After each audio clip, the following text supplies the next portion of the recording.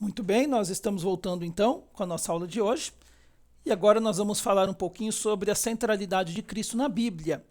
Gostaria de convidar você a abrir comigo a carta aos Efésios, no capítulo 1 e versículo 10. Vamos ler esse texto.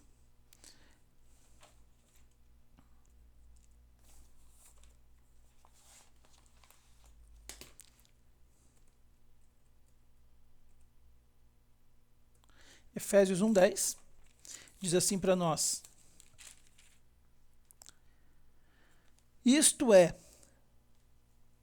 de fazer convergir em Cristo todas as coisas, celestiais ou terrenas, na dispensação da plenitude dos tempos. Então, esse texto vai nos mostrar, e nós vamos falar dele mais adiante, que Deus vai fazer convergir em Cristo todas as coisas, ou seja, tudo vai terminar submisso a Cristo, tanto as coisas da terra quanto as coisas do céu. Quando isso? Na plenitude dos tempos, que é quando ele vem a esse mundo como homem. Por isso ele é Senhor hoje de tudo que há nos céus e na terra. Além de ter esse direito por ser o Criador, tem também esse direito por ser o nosso resgatador.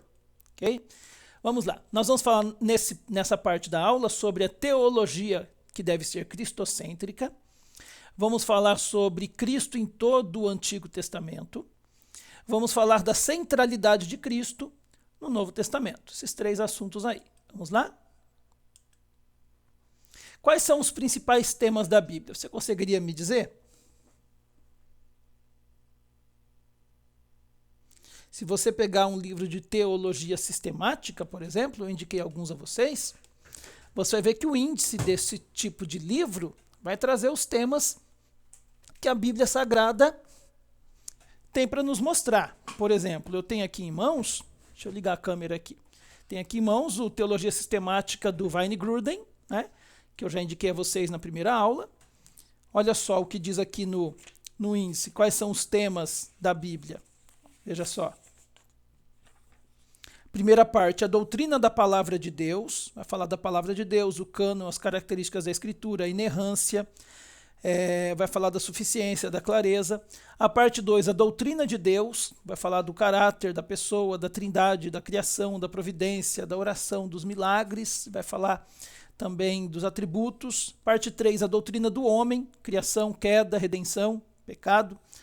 Vai falar na parte 4 das doutrinas de Cristo e do Espírito Santo, quem Cristo é, quem o Espírito Santo é.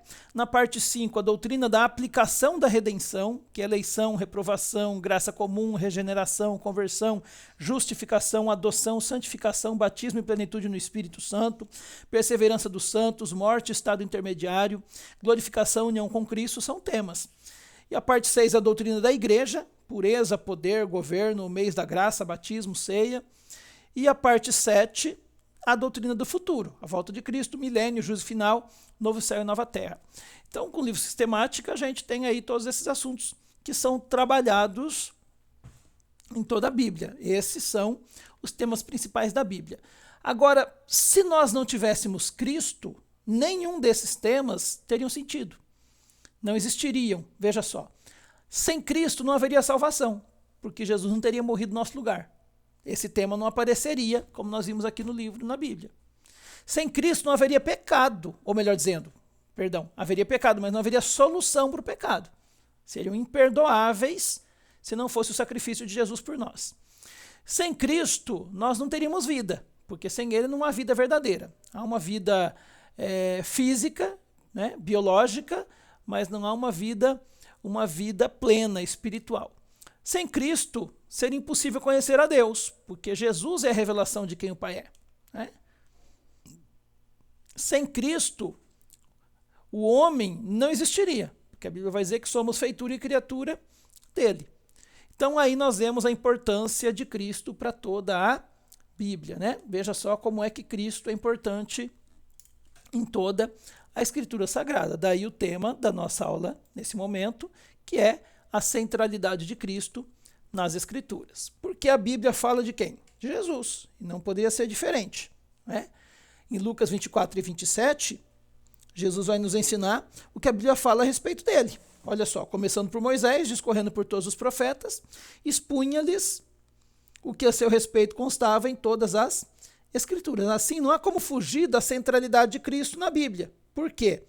Ele é o Criador de todas as coisas, isso vai aparecer em João 1.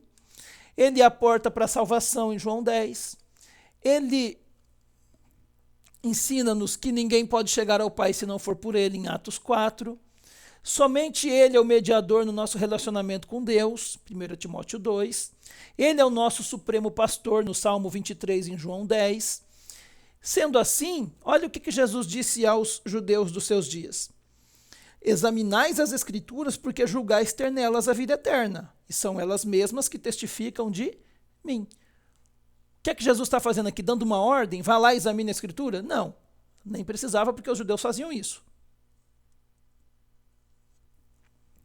Esse versículo é uma espécie de censura aos judeus.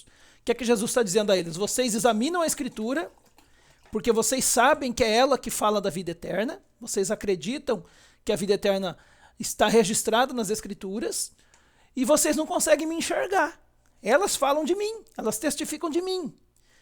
Por Escritura aqui, nesse momento, entenda que Jesus está falando do Antigo Testamento, né? A Bíblia hebraica, que é o que eles têm em mãos. Então, o que Jesus está dizendo aqui? Vocês olham para a Bíblia, procuram a vida eterna nela e não me acham. Isso é incrível, eu estou lá.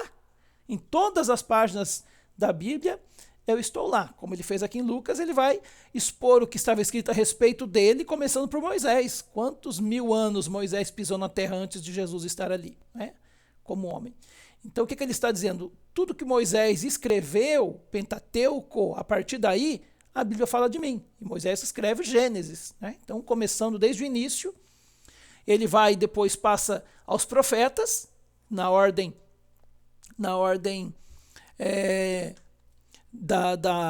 do cânon hebraico. Os profetas vêm depois, né, da Torá, é a Tanakh, Torá, Neviim, Ketuvim.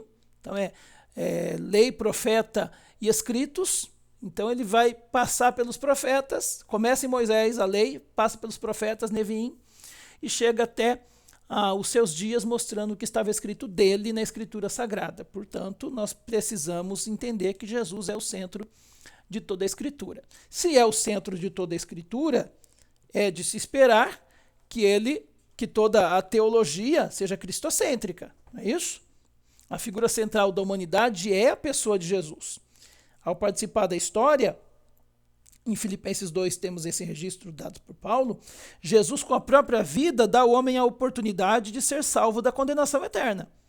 Então, a figura central da Bíblia é Jesus, porque a Bíblia fala da salvação eterna do homem, e essa salvação só é possível em Jesus. O Bancroft diz assim para nós, eu já indiquei esse livro na primeira aula: omiti-lo da história é o mesmo que omitir da astronomia as estrelas, ou da botânica as flores. Veja só, dá para estudar astronomia sem estrela? Se não existisse estrelas, existiria astronomia? Se não existissem as flores, existiria botânica? Se não existisse Jesus, não existiria história, porque sequer o homem teria sido criado, como vimos anteriormente. Logo, Jesus faz parte de todo o conteúdo bíblico. As suas pegadas, desde a criação até a consumação, de Gênesis a Apocalipse, aparecem em todas as páginas sagradas. Então, teologia cristocêntrica significa o que para nós? Que Cristo é o centro de todas as coisas. O Dr. Pearson diz assim, citando Bancroft: Cristo é tema de toda a Escritura, o Criador de todos os mundos e criaturas, o controlador de toda a história, o eterno e imutável Jeová. Então este é Cristo. Quando pensamos em Jesus como figura central da Bíblia ou de todas as coisas, nós precisamos entender que ele é atemporal. O que significa ser atemporal? Ele não está limitado a um espaço de tempo, ele não tem início, ele é eterno, né? A humanidade está limitada a um período de tempo. Nós temos o dia que nascemos e o dia que morremos. Cada ser humano tem a sua história escrita numa época determinada, né?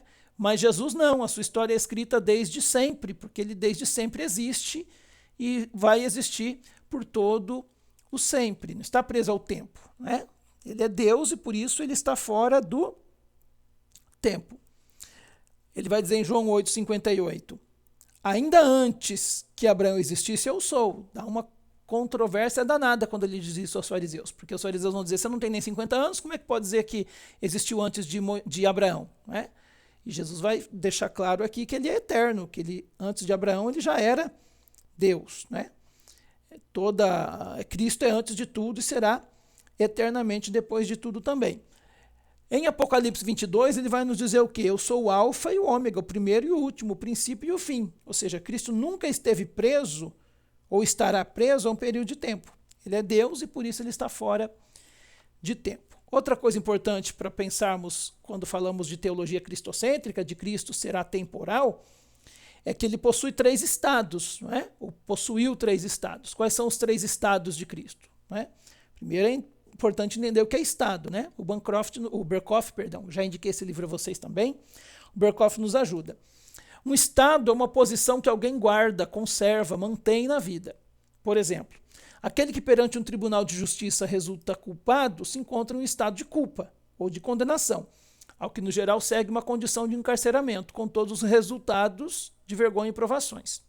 Na teologia, os estados de Cristo se consideram geralmente acompanhados das condições resultantes, ou seja, o que mostra cada um dos estados de Cristo é aquilo que resulta desse estado. Veja bem, para ficar mais claro, a tabela ajuda.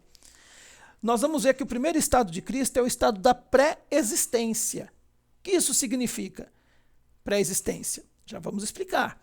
O segundo estado é o da humilhação. O que significa humilhação? E o terceiro estado da exaltação. Então, estes são os 3 estados de Cristo: pré-existência, humilhação e exaltação. O que cada um significa? A pré-existência é o estado de ser eterno, de ser divino. Vamos ver aí inúmeras citações bíblicas mostrando que Jesus é divino. O estado de humilhação é o estado de existência temporal e humana, período em que ele se fez homem. E note que, por humilhação de Cristo, nós entendemos ele se fazer homem, não apenas a crucificação. Ele não foi humilhado só na cruz, ele se humilhou abrindo mão do seu estado divino, abrindo mão da sua deidade para se fazer homem. Essa é a humilhação. O Deus Todo-Poderoso se fazer homem, nascer num ventre feminino que ele mesmo criou aquele ventre, não é? Precisar de alimentação pelo cordão umbilical que ele mesmo criou, né? Se fazer criatura, sendo que ele é o criador de toda criatura. Então esse é o estado de humilhação de Cristo. Temos aí os textos referentes também.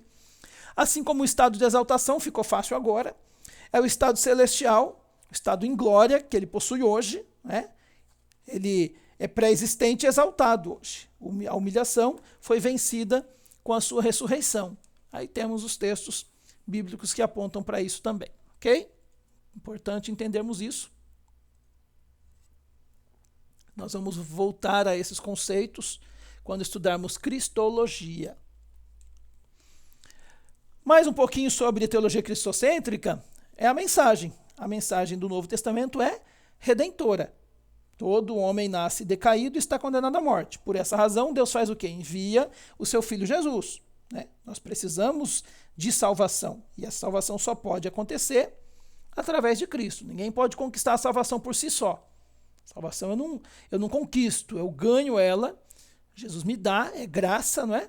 Ela só é possível por meio de Jesus Cristo. O que precisa ser esclarecido para nós aqui agora é que Cristo sempre participou dessa salvação, tá bom? Em todas as épocas. Deus envia o seu Filho para morrer e ressuscitar por nós, mas ele não começa a nos salvar no momento em que ele é enviado à Terra e depois morre por nós. Antes mesmo da fundação do mundo, ele sempre participou dessa salvação, ok? O que significa? Nós vamos ver a palavra de Deus nos dizendo que antes que nós fôssemos criados, Jesus já tinha se entregado por nós. A Bíblia diz que o Cordeiro de Deus, ele estava morto antes da fundação do mundo. Fundação é o alicerce, antes do mundo ser mundo. Jesus já estava morto. Como assim, pastor? Ele não estava morto literalmente, até porque é Deus e é eterno, mas já havia a sabedoria de Deus, a sua obra já previa que Jesus precisaria morrer em nosso lugar.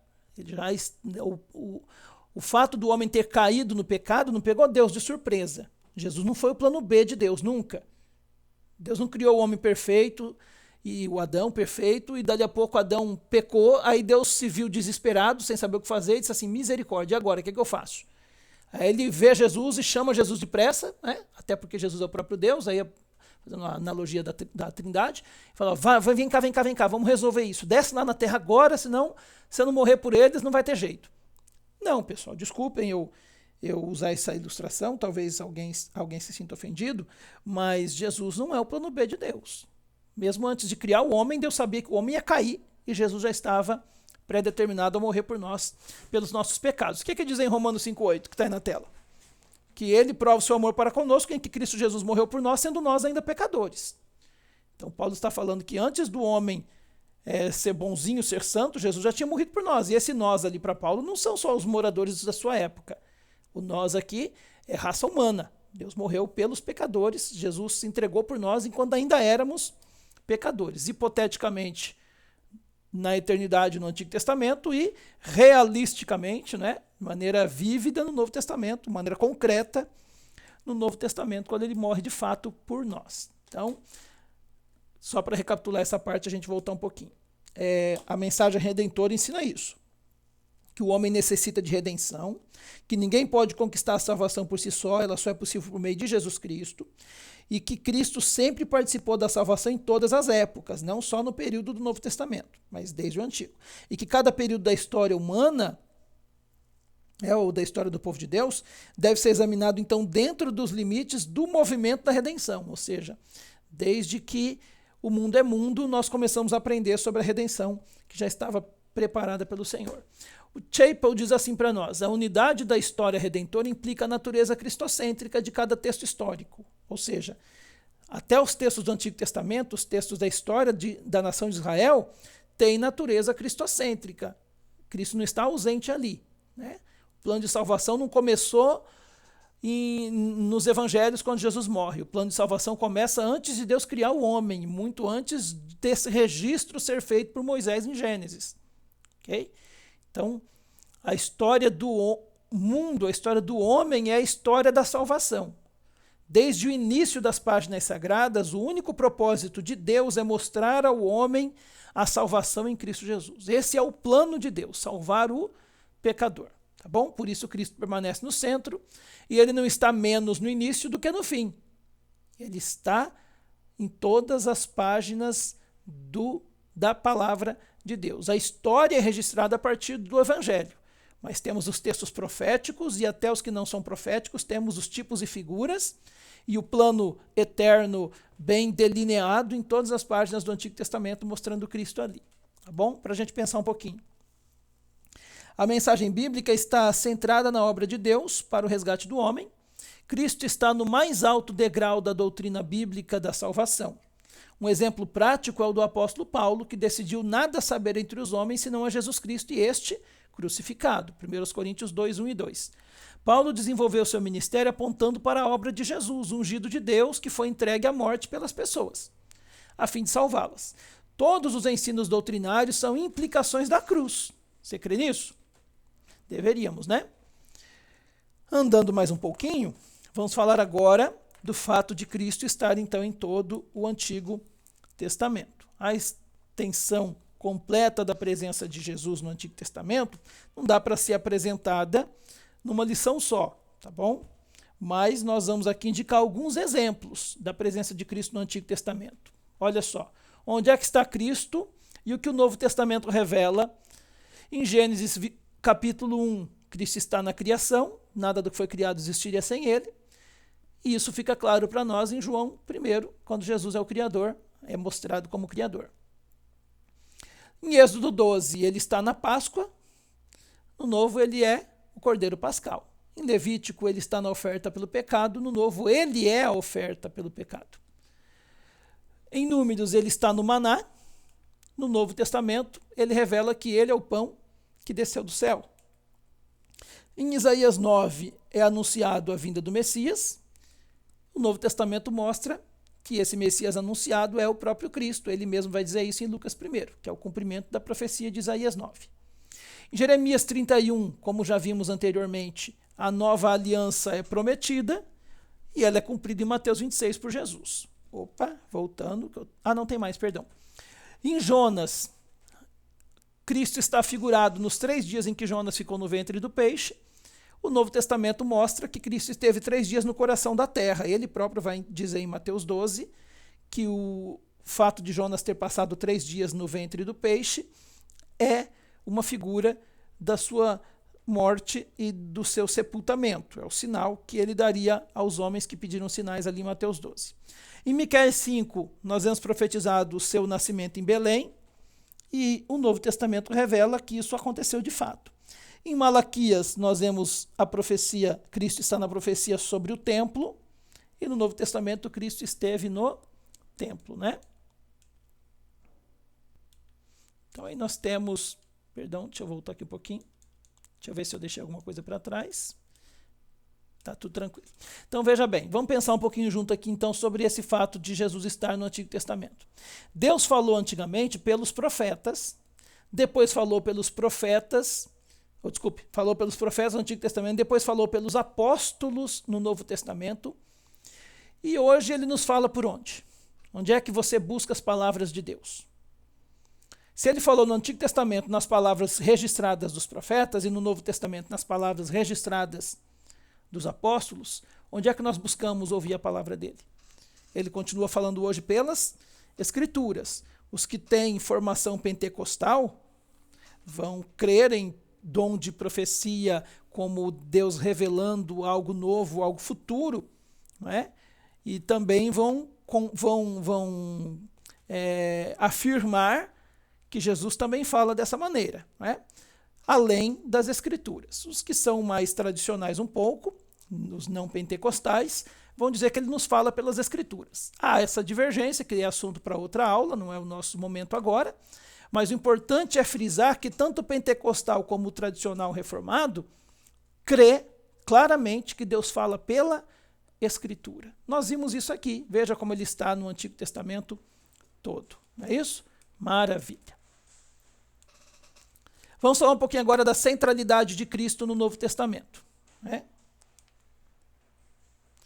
Como já vimos várias vezes, Gálatas 4:4 fala dessa preparação do mundo para a vinda de Jesus, né? O Pai enviou seu Filho no momento exato, no tempo certo, para ser o centro da mensagem redentora descrita no Novo Testamento. E qual é o resumo dessa mensagem? Se nós pudéssemos resumi-la, ela aparece aqui em Efésios 1:10.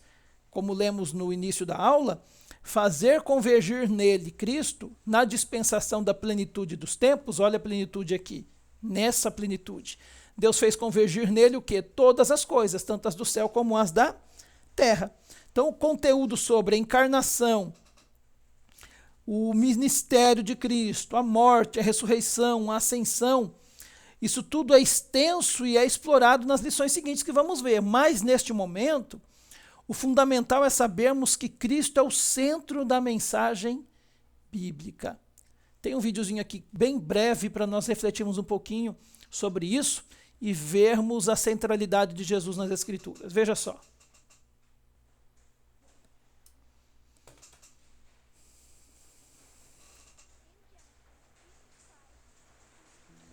In Genesis, Jesus Christ is the seed of the woman.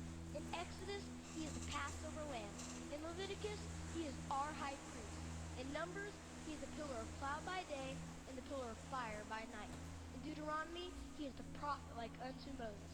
In Joshua, he is the captain of our salvation. In Judges, he is our judge and lawgiver. In Ruth, he is our kinsman redeemer. In 1st and 2nd Samuel, he is our trusted prophet. In Kings and Chronicles, he is our reigning king. In Ezra, he is the rebuilder of the broken down walls of human life. In Esther, he is our Mordecai. In Job, he is our ever-living redeemer. In Psalms, he is our shepherd. In Proverbs and Ecclesiastes, he is our wisdom. In Song of Solomon, he is our loving bridegroom. In Isaiah, he is the Prince of Peace. In Jeremiah, he is our righteous branch. In Lamentations, he is our weeping prophet. In Ezekiel, he is the wonderful four-faced man. In Daniel, he is the fourth man in life's fiery furnace. In Hosea, he is the faithful husband forever married to the backslider. In Joel, he is the baptizer with the Holy Ghost and fire. In Amos, he's our burden bearer. In Obadiah, he is mighty to save. In Jonah, he is our great foreign missionary. In Micah, he is the messenger of beautiful feet. In Nahum, he is the avenger of God's elect. In Habakkuk, he is God's evangelist crying, revive thy works in the midst of the years. In Zephaniah, he is our Savior. In Haggai, he is the restorer of God's lost heritage. In Zechariah, he is the fountain opened up at the house of David for sin and uncleanliness. And in Malachi, he is the Son of Righteousness, rising with healing in his wings. In Matthew, he is the King of the Jews. In Mark, he is the servant. In Luke, he is the Son of Man, feeling what you feel. In John, he is the Son of God. In Acts, he is the Savior of the world. In Romans, he is the righteousness of God. In 1 Corinthians, he is the rock who followed Israel. In 2 Corinthians, he is the triumphant one, giving victory. In Galatians, he is your liberty. He set you free. In Ephesians, he is the head of the church. In Philippians, he is your joy. In Colossians, he is your completeness. In 1 and 2 Thessalonians, he is your hope. In 1 Timothy, he is your faith. In 2 Timothy, he is your stability. In Philemon, he is your benefactor. In Titus, he is truth. In Hebrews, he is your perfection. In James, he is the power behind your faith. In 1 Peter, he is your example. In 2 Peter, he is your purity. In 1 John, he is your life. In 2 John, he is your pattern. In 3 John, he is your motivation. In Jude, he is the foundation of your faith.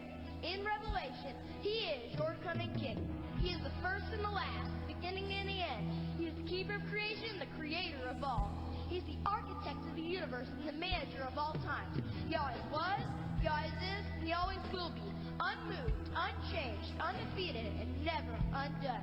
He was bruised and brought healing. He was pierced and eased pain. He was persecuted and brought freedom. He was dead and brought life. He is risen and brings power. He reigns and brings peace. You can't ignore him. Herod couldn't kill him. Pharisees couldn't confuse him. The people couldn't hold him. Nero couldn't crush him. Hitler couldn't silence him.